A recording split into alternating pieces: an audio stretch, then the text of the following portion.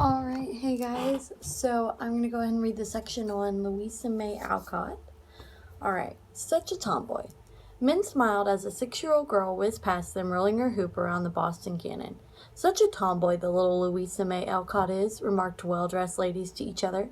Such comments did not bother the happy little girl.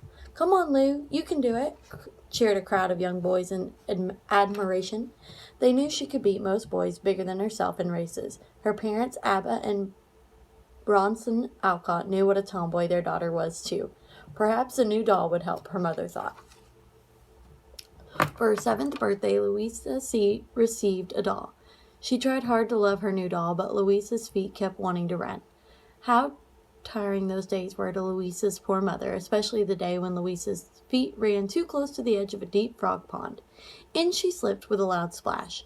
She choked on the water and struggled to stay on top. When all seemed lost, 2 strong, dark hands grabbed hold of her and pulled her out of the water.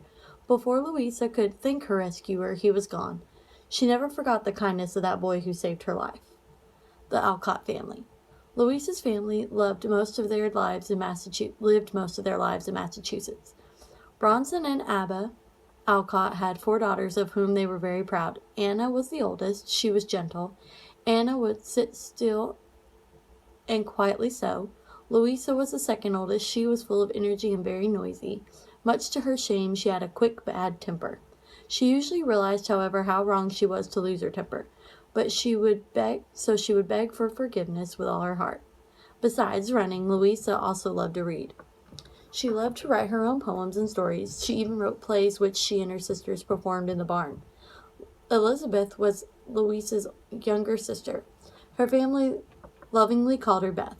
She was the pet of everyone, for everyone loved her kind, gentle ways, unlike Louisa. Beth was very quiet and shy. She preferred to stay at home and play with her dolls and kittens. Meeting strangers scared Beth. Although Beth and Louisa were quite different, they were very close friends. Abba was the baby of the Alcott family, but Louisa, Abby May,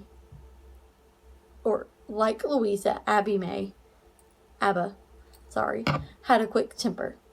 Because of the quick temper, Louisa and Abba often quarreled. After the quarrel was over, they would quickly forgive each other. Drawing pictures was Abba May's favorite hobby. The children's mother, Abba Alcott, was a kind person. She always had time to sit and listen to all her daughters. She was also very wise. Each daughter listened to her advice and deeply loved her. Bronson Alcott, their father, was a teacher. He had new ideas for teaching children. Most families did not understand his new ideas. Often there were not enough students in the school to keep it open. Without a job, it was very hard to provide for his family. Hungry but happy. The Alcotts were indeed a very poor family, but being poor did not stop them from being happy. Part of their secret for being happy was the way they always helped each other.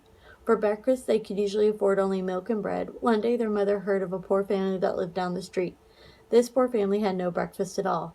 Daughters, would you be willing to give your breakfast to a poor family who has no food?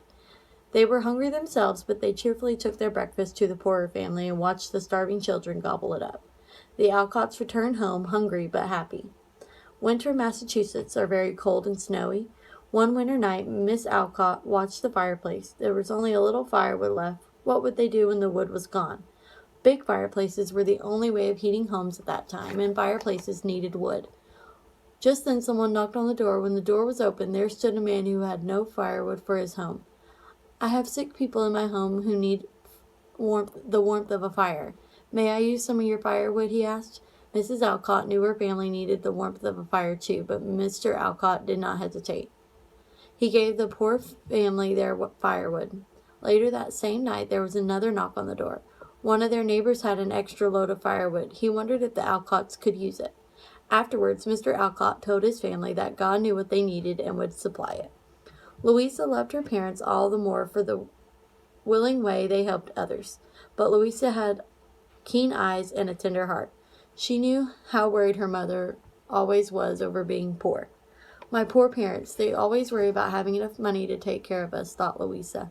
Someday I'm going to earn money to pay them bills. Then I will take care of them. Louisa loved to write, so now she began to think about selling her stories to publishers.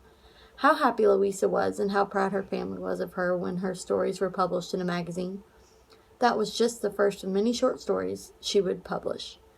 The years passed. The Alcott family saw sadness when Beth died after a long illness. They saw happiness when Anna married. By now, Louisa had written dozens of stories which boys and girls enjoyed reading. Her publisher, Mr. Thompson Niles, asked her to write a story just for girls. What? Louisa thought. I'd rather write about boys than girls. The only girls I ever really played with were my sisters. That gave her an idea. My sisters. Of course, I'll write about my family. And that is what she did. In her book, Anna became Meg, Beth kept the same name, Abba May became Amy, and Louisa herself became Jo. Her own dear mother simply became Marmee, and her father she simply called Father. In her book, she changed the Alcott's last name to March. What would the title of her new book be? She decided upon Little Women. Little Women was a big success. The children who read it realized that the book was about real people. The readers loved it and made Louisa's dreams come true. With the money she earned from writing Little Women, she was able to pay her family's bills and take care of them. Just about anyone who loves to read will love Little Women. Those who know some of the life of Louisa May Alcott will love the book even more, for they will realize that most of the book is true, from the dreadful feeling of being so poor to the sorrow the March family felt at Beth's death, to the very special post office the sisters shared with one another. Being a tomboy herself, Louisa loved boys and wanted to write about them. As the years passed, she wrote Little Men.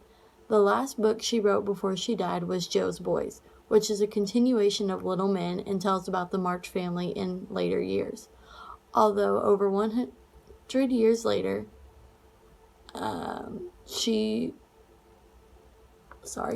Although over 100 years have passed since the time she wrote, Louisa May Alcott's books are still read and reread by children who enjoy good books. All right, so that's about Louisa May Alcott, and now there's just some questions, so go ahead and answer those.